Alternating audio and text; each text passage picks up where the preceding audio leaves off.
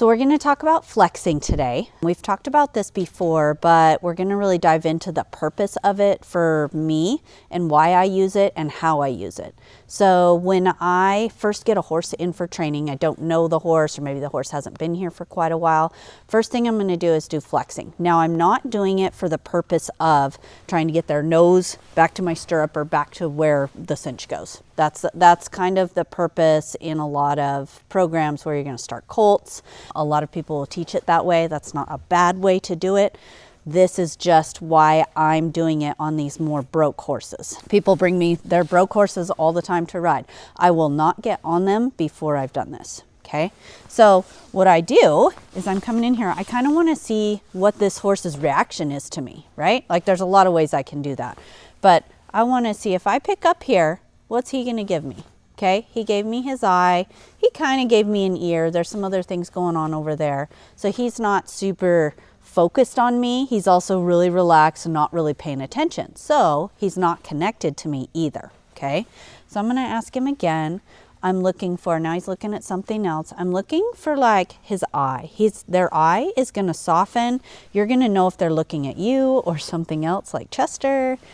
You're going to know. And then I'm also looking for their ear. Okay, is his ear on me? Not really. And then he wants to move away from me. So he's kind of more, that's good. I'm looking for that lip licking too. So this horse has been here for a while. He knows the exercise. When I get a new horse in, a lot of times they're really stiff through here. So when I pick up this rope, nothing happens. Or they're even pulling me the other way. So I don't want that. How do I address that? I'm not going to get heavy-handed with them. I'm going to just simply hold a little bit. And all I want is just a little bit of bend from them. They don't have to come all the way back in here. Now, can I get this horse all the way back in here? Of course I can, because we've gone through all that. But I am going to ask him for a little bit more and just see what I get here. Let's kind of see how he's moving around there. Good boy. So there's a ton of things that I can find out about these horses before I get on them.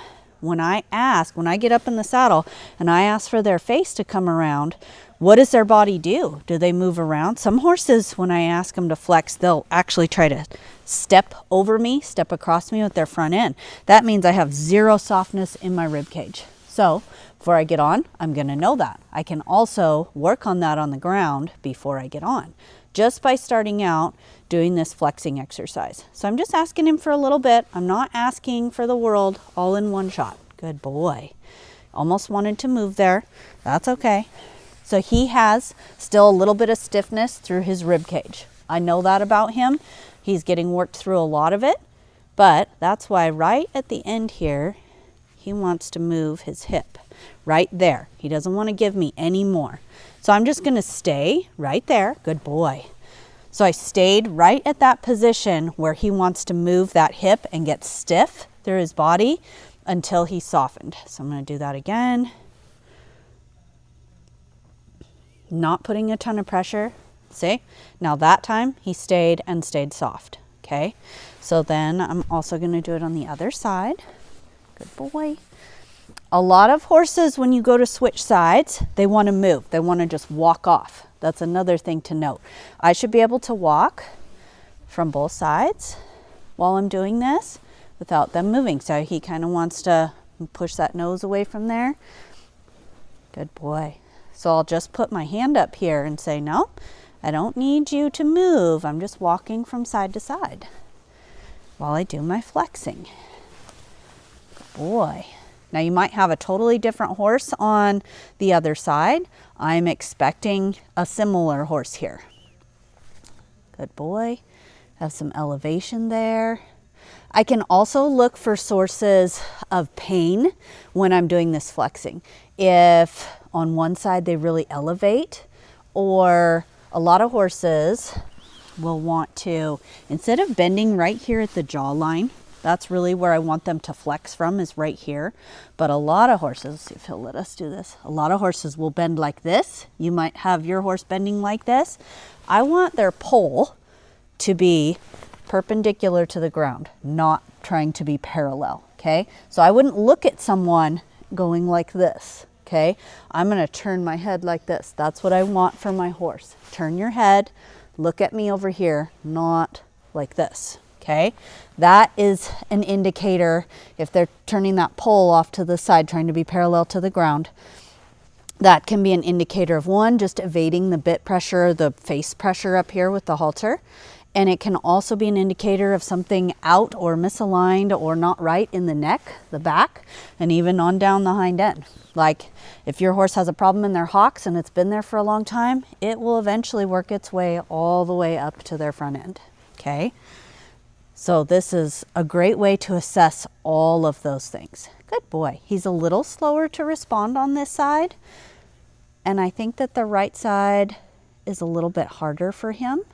And so that can be expected. And I'm just holding the same pressure there till he gives me something. And the other thing I'm looking for too is when I release, does he stay here? Does he want to stay with me? A lot of horses will just kind of rip their face back away from you really quickly. So when they do that, he's not a fast mover that way. But say he wants to pull his head away from me really fast, I'm just going to catch him, be like this, catch him, catch him. Every time they want to pull that head away from me, I'm just going to catch them. I'm not going to reprimand them. I'm just going to catch them until pretty soon they just kind of hang out there for a couple seconds. And then that's when I release. So you're always looking for the release too.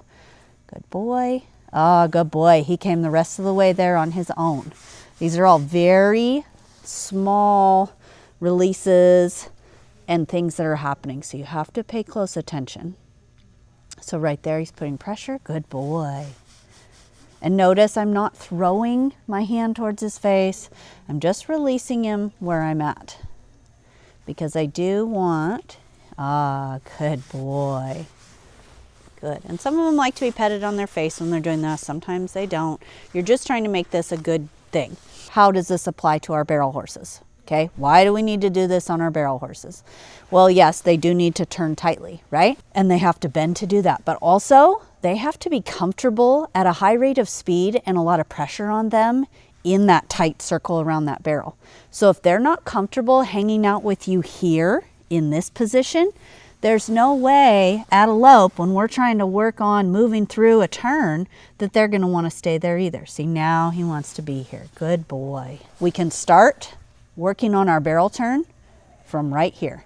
If my horse is not willing to be soft and not willing to be comfortable with me here, there's no way it's going to happen when I'm working around a barrel or when I'm trying to run a race. So make sure you flex your horses.